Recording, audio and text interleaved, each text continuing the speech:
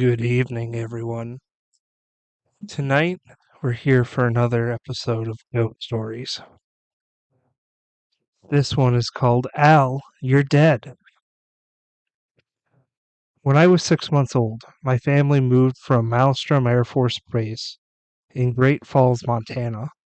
My dad was in the Air Force at this time.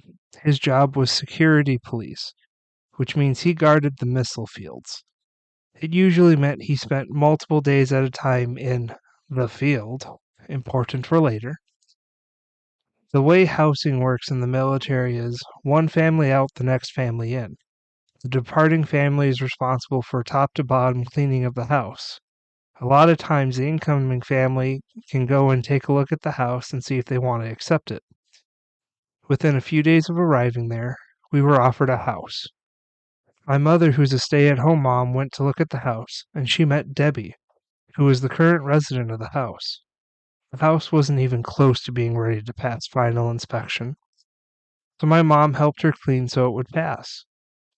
After they had finished cleaning, my mom and Debbie were saying their goodbyes and all that when Debbie abruptly says to my mom, "You're going to hear a lot of stuff. So here's what happened. I killed my husband." Debbie's husband Al was having an affair. Al was telling his girlfriend that he and Debbie were divorcing and he wasn't telling Debbie shit. Well, somehow they got together and confronted Al out in front of their house. They made him choose, and he chose the girlfriend.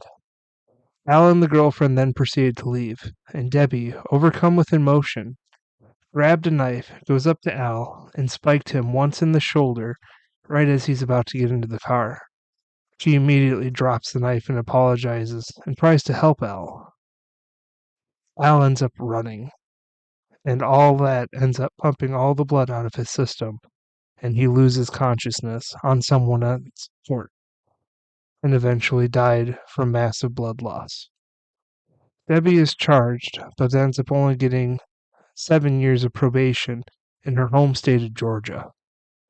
The wound would have only required stitches if he hadn't have ran. It was a crime of passion, and even the girlfriend testified that she tried to help and was immediately remorseful. So we move in. Now, I was too little to remember all of that, so this is all my mother's telling. Immediately after we moved in, the weird stuff starts happening. My mother was a smoker at the time and made a little corner in the basement where she would smoke her cigarettes and read books. Sometimes the light would just click off, so she would just turn it back on at first. After it kept happening, she had the CE, the civil engineering, come out and check the wiring. They ended up coming out 3 different times, never finding anything wrong. Eventually, my mom would just ask Al to turn the light back on, and he would. Sometimes. One day, while down there smoking, the light went off, and when my mom asked to turn the light on, Al proceeded to flash SOS in Morse code. That was the last time my mom smoked in the basement. I forgot this bit. Sometimes it would feel like someone was caressing her cheek while she was reading. The floor plan of the house was basically cut right in half. Going in the front door, the kitchen, the dining room, and living room were all on the left in that order. About halfway into the house on the right was the door to the hallway that had all the bedrooms and the bathroom at the end of the hallway. My mom spent a lot of nights alone because of my dad's job. After she put us down for the night, he would close the door to the hallway and watch TV.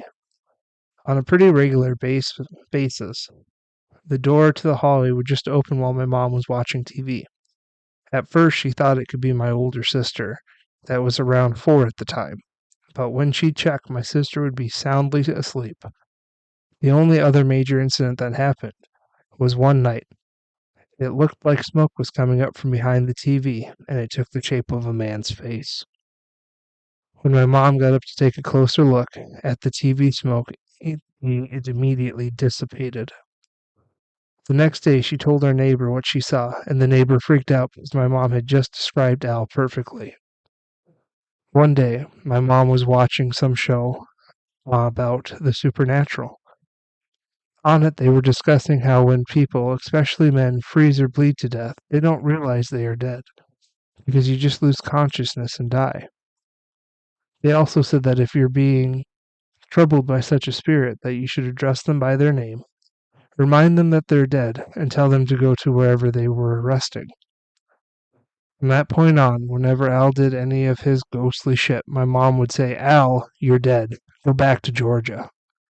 This happened so often, it became a moat to her. One night, my mom has some friends over to hang out. Al pops the hallway door open. Instinctively, my mom says, "Al, you're dead. Go back to Georgia." And everyone just looks at my mom like she's crazy.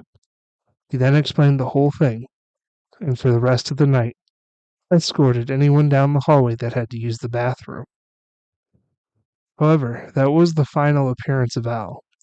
He finally realized that he had died and had found his peace. If you like this story, please leave us a like and think about subscribing for more content.